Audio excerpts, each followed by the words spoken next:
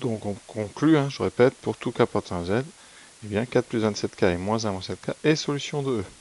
Les deux l'un dans l'autre, c'est-à-dire votre réciproque et la première partie, vous montrent que les solutions de E sont exactement, alors souvent on précise ici, à cet endroit, on met sont exactement les couples. Pour bien montrer qu'on a fait une réciproque, insisté dessus, sont exactement les couples 4 plus 27k moins 1 moins 7k. Si vous ne faites pas réciproque, le raisonnement est incomplet. Donc c'est très très important de faire cette réciproque. Voilà, passons maintenant à la deuxième partie, le codage affine. Alors, donc première chose, on nous parle de l'ensemble E. Alors vous regardez bien dans le texte, c'est écrit E, c'est l'ensemble des nombres entiers entre 0 et 26. Donc c'est les 27 premiers entiers naturels de 0 jusqu'à 26. Voilà, donc on suppose donc que Y. Donc supposons ici Y vaut 4x plus 3 modulo 27. Voilà, et on va montrer que x égale à 7y plus 6 modulo 27. Alors la conclusion c'est donc x égale à 7y plus 6 modulo 27. Qu'est-ce qu'on peut remarquer? Comment est-on passé de l'un à l'autre? Eh bien devant y, vous avez un 7 qui n'y était pas. Donc on va multiplier par 7, on a le droit. C'est la compatibilité, on peut multiplier des deux côtés par 7. Ce qui donne 7y qui va être égal à donc 28x plus 21 modulo 27. Voilà. Conséquence, eh bien, par compatibilité encore, on peut remplacer donc bon, 7y c'est bon, 28 modulo 27 c'est 1, et 21 modulo 27 c'est 0. Pardon, c'est 6, c'est moins 6, des bêtises moi. Voilà. Alors pour faire ça, c'est bien indiqué dans la marge ici, bien, vous écrivez tout simplement 28 vaut 1, pour montrer que vous avez bien calculé, vous écrivez 21 égale moins 6. Voilà. Vous voyez que pour passer de la dernière ligne à l'autre, eh bien, on ajoute des deux côtés 6 et vous aurez 7y plus 6 égale à x. Voilà. On vient de montrer que si y est égal à 4x plus 3 modulo 27, alors ça impliquait que x serait égal à 7y plus 6 modulo 27.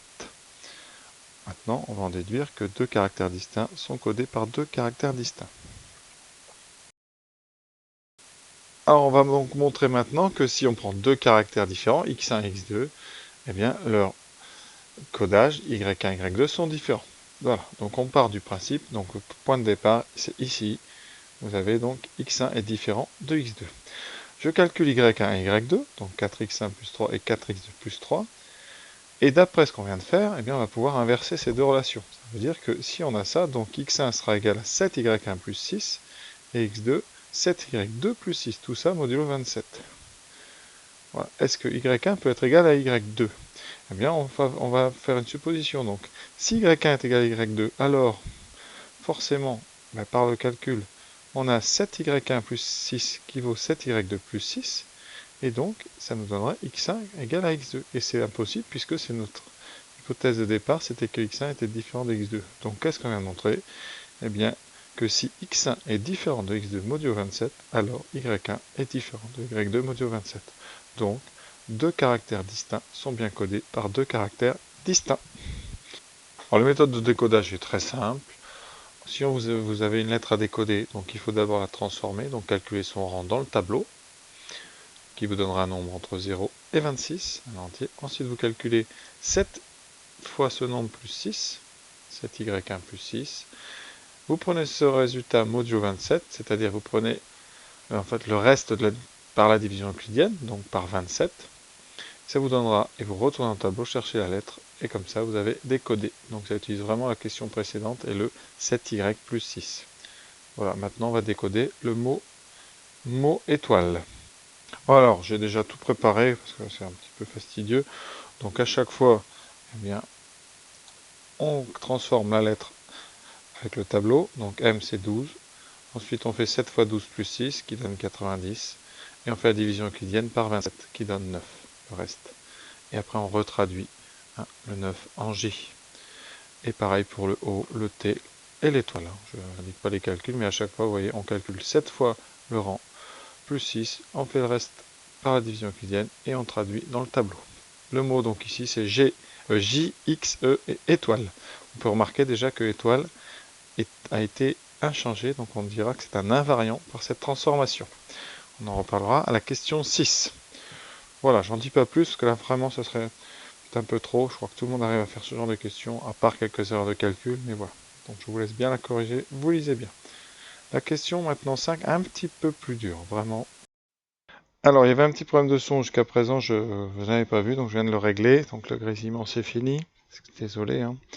Donc la question 5, c'est là où le sujet d'ailleurs devient intéressant. On doit résoudre une équation. Alors, il y a deux méthodes. Les élèves, souvent, quand ils n'ont pas d'idée, font des tables de reste modulo 27. C'est pas mal du tout. Après, c'est un peu long parce qu'il y a beaucoup de cases, hein, mais ça marche. Donc, n'hésitez pas. Alors ici, on va faire la table de x et 3x modulo 27. Alors l'avantage ici, c'est que au bout de la 9e case, eh bien, vous avez une répétition. Donc c'est pas la peine de faire les autres. Vous indiquez sur votre copie répétition. Ici, répétition à toutes. Vous pouvez préciser, répétition toutes les 9 cases. Donc tous les 9 cases. Et comme ça, on voit que vous avez compris ce qui se passe. Conséquence, eh bien, on va résoudre. On cherche quand est-ce que vous avez un moins 3 qui est écrit. Alors moins 3, c'est 24. Et bien vous voyez, 24, vous en avez un là, et par répétition, 9 cases après, et 9 cases après. Ici, ça équivaut à dire que x vaut 8, 17 ou 26.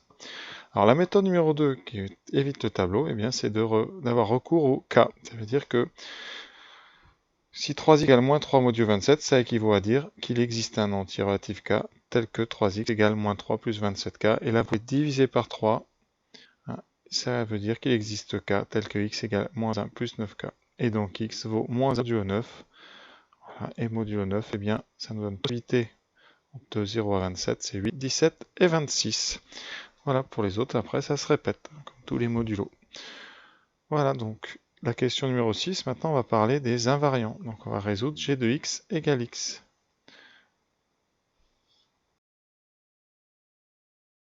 Alors, g de x égale x, ça équivaut à 4x plus 3 égale x, modulo 27, et ça donne 3x égale moins 3 modulo 27. On revient à la question précédente. Et on a dit à la question précédente que les solutions, c'était 8, donc 17 et 26. Et ça, on voit dans le tableau. 8, 17 et 26, c'est donc les lettres I, R et étoile. Voilà. Ça veut dire que, donc là, les X tels que g de x égale X, c'est 8, 17 et 26. Ça s'appelle les invariants. Et en termes de caractères, ça revient aux lettres I, R et étoile. Voilà. On peut donc maintenant passer à la question 7 avec du multicodage.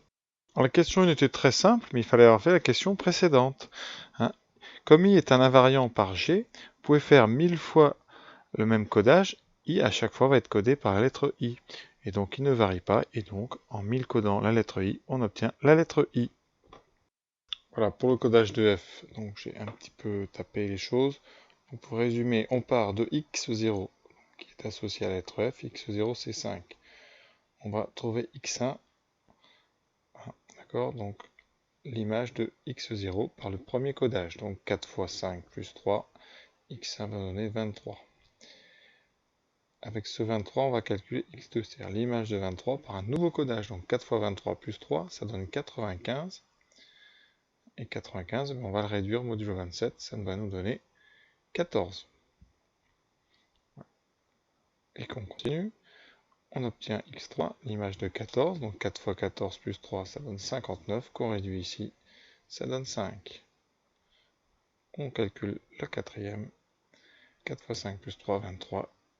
Et après, on regarde un petit peu bien dans le tableau. La 5, c'est donc F. Ensuite, on obtient un 23 qui est X, un 14 qui est O. Vous voyez ici un 14 qui est O, un 5 ensuite qui est E, qui est F. Voilà. Et ici, vous avez compris, eh bien, il y a une répétition. Donc ça fera Fx, O, Fx. Alors ceux qui ont donné le sixième terme parce qu'ils ont donné X5, eh bien, vous aurez un O.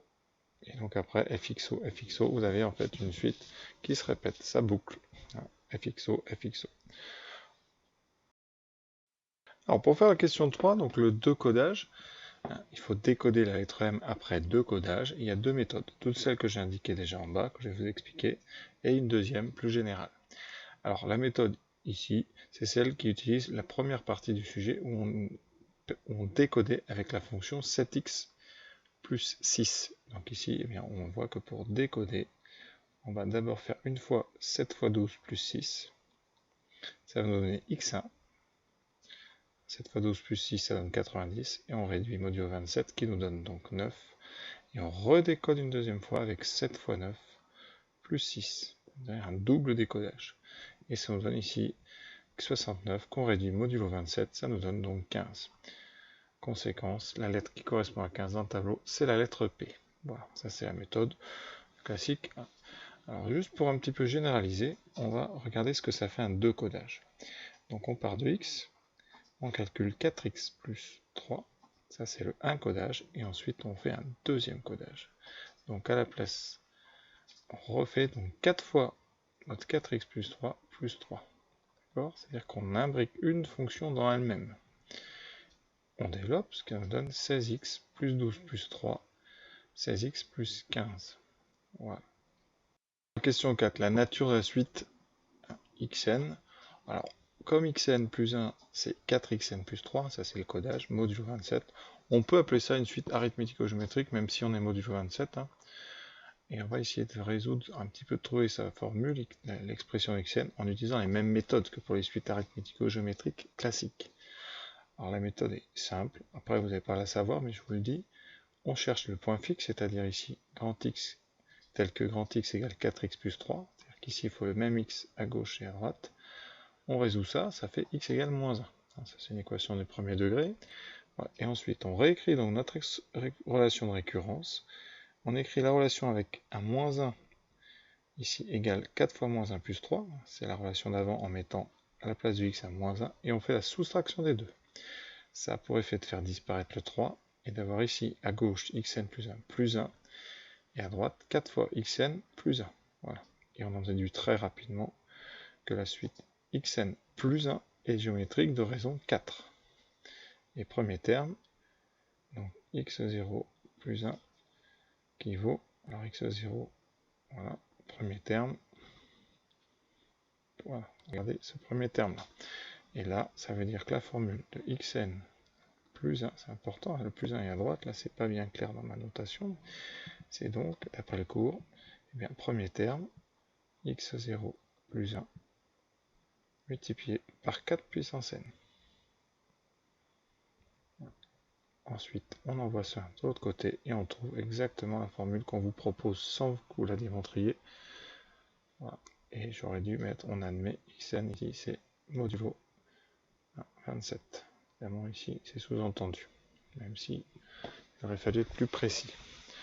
Qu'obtient-on après un décodage? Eh c'est très simple. Eh bien, un décodage, c'est donc x10, c'est-à-dire 4 puissance 10 fois x0 plus 1 moins 1. Et là, on vous propose un décodage de la lettre E, et donc on va prendre un x0, qui est le chiffre correspondant à E. x0, c'est 4. Donc on a ici 4 plus 1. Donc on calcule 4 puissance 10 fois 5 moins 1. J'allume la calculatrice.